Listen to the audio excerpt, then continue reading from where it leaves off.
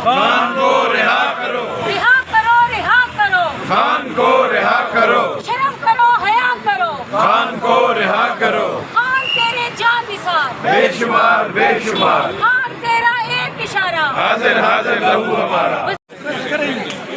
सुन के ये ज़ाब्ते हम नहीं मानते, सुन के ये ज़ाब्ते हम नहीं मानते, सुन के ये ज़ाब्ते। जो सामने है उनके जजों को ताबे किया हुकूमत ने, और यही वजह है कि आज हम इमरान खान साहब के मुकदमे की समाअत के लिए खड़े हैं। और कई महीने हो गए हैं, आप सब जानते हैं कि इमरान खान साहब का जो फेयर ट्रायल है, जो लीगली हर पाकिस्तान के शहरी का कानून हक देता है, वो नहीं किया जा रहा है। यही वो असरात थे जो 26वीं तरमीम के हुए। अब 26वीं तरमीम किसके लिए थी? इमरान खान को तोड़ने के लिए, PTI को ख़त्म करने के लिए। ना इमरान खान टूटा, ना PTI ख़त्म हुई, और ना कौम इमरान खान से एक कदम पीछे हटी। अब 27वीं तरमीम आ रही है, हम 27वीं तरमीम को भी मुस्तरद करते हैं। और ये सब कुछ जो हो रहा है वो फ़र्द वाहिद की शख्सी आमरीत को दवाम बख्शने के लिए हो रहा है। ये कोई ना जमहूरियत को मजबूत किया जा रहा है, ना 26वीं तरमीम का कोई एक फ़ायदा मुझे आवाम को बता दें, ना 27वीं तरमीम का।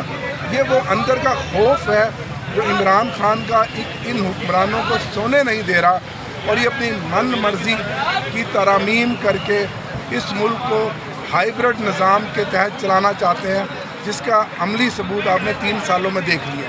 ना महंगाई में कमी हुई, ना कोई अवाम को रिलीफ मिला, ना कोई आम आदमी की ज़िंदगी में कोई आसानी हुई, ना इस मुल्क में सरमायाकारी आई, और ना मईशत मजबूत हुई। तो ये सब कुछ जो हो रहा है, ये बुग़्ज़ शख्सी आमरीत को दवाम बख्शने के लिए और अपनी मनमानी करने के लिए हो रहा है। अब देखते हैं पीपल्स पार्टी का इसमें क्या किरदार है।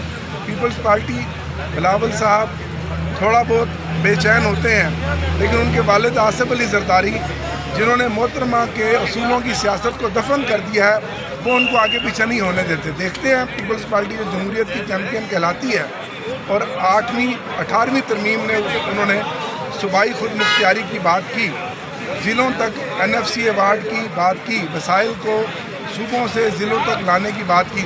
अब ये सब चीज़ें दोबारा से डिसेंट्रलाइज हो रही हैं 27वीं तरमीम में, जो मेन चीज़ है। देखते हैं बिलावल साहब क्या करते हैं, मौलाना साहब क्या करते हैं। अपोजिशन और तहरीक इंसाफ इसको मुस्तरद करती है।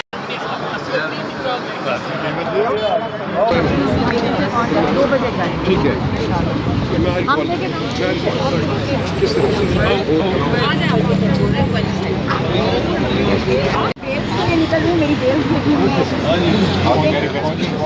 वर्दी में उसने दूसरी दफ़ा अपने आप को सदर बनाया था उसी असेंबली से जिसकी अपनी म्याद 5 साल थी, वो 10 साल कैसे उसको दे सकती थी, उसने भी ये किया था।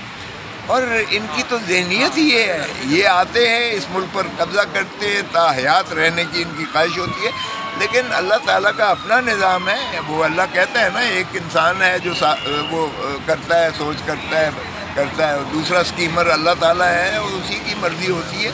ये बदकिस्मती है कि इस मुल्क के साथ कोई भी मुखलिस नहीं हुआ। इनमें से जो भी फ़ौजी आमिर आया है, उसने अपनी ज़ात, अपनी जबिलत, अपनी ताकत, अपने आप को इक़्तिदार में मुसल्लम करने की जो है सोची है। ये पाकिस्तान को और धरती माँ की अज़मतों का उसने नहीं सोचा है। 25 करोड़ अवाम बिलक रही है इस वक्त। 25 करोड़ अवाम को कीड़ा मकोड़ा समझते हैं। आपने उनके मैंडेट पर डाका मारकर आपने आइन के साथ गद्दारी की है, तो इसका तो इंशाअल्लाह तारीख में। आखिरी सवाल है, 26 नवंबर गुज़िश्ता साल आपने खबर दी थी कि खान साहब की रिहाई करीब है, अब फिर नवंबर आ रहा है, फिर एहतजाज की तहरीक शुरू करने जा रही है PTI, तो अब भी कोई चांस बन सकता है? देखिए, नवंबर का महीना वैसे ही बड़ा खतरनाक खौफनाक महीना होता है। सर्दी भी होती है। 28 नवंबर को फिर ये आर्मी चीफ की जो है 3 साल ख़त्म हुआ चाहते हैं, जो नोटिफिकेशन है उसका इख्तिताम पज़ीर हुआ चाहता है। तो इसके बाद या तो एक्सटेंशन, अब चूँकि मरियम बीबी को उन्होंने थोड़ा सा बरहमी का इज़हार किया है, पापाए रोम नवाज शरीफ साहब लंदन चले गए, और फिर वहाँ से एक और स्कीम शुरू हो जाएगी। तो ये जाहिर है कि जब भी आप इस तरह की सिचुएशन आती है जहाँ एक्सटेंशन की मामलात आते हैं, फिर जाहिर है कि बहुत सारी क़ुव्वतें जो है बरूए कार आती हैं, फिर जो है ملک پر اقتدار اعلیٰ کی بات آ جاتی ہے. اب عوام تو یہاں بدلتی نہیں ہے حکومتیں بدلنے والے تو کوئی اور ہوتے ہیں. سو اللہ کرے کہ پاکستان کے لیے کوئی بہتری کا راستہ نکلے، لیکن خان ڈٹا ہوا ہے انشاءاللہ.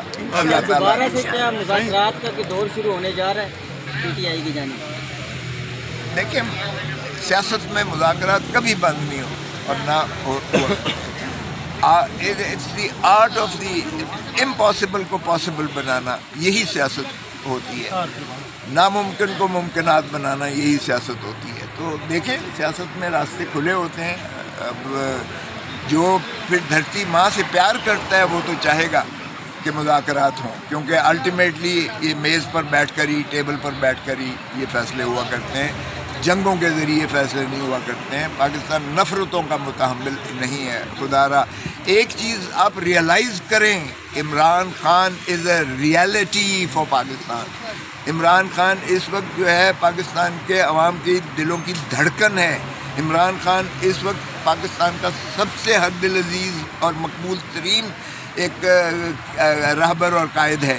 جب تک آپ اس بات کو تسلیم نہیں کریں گے، آپ پھر کسی اور دنیا میں رہتے ہیں. تو عمران خان کے بغیر آپ اس ملک میں جو ہے نہ تو اسٹیبلٹی لا سکتے ہیں اور نہ ہی اس ملک میں جمہوریت چل سکتی ہے، نہ کوئی حکومت چل سکتی ہے.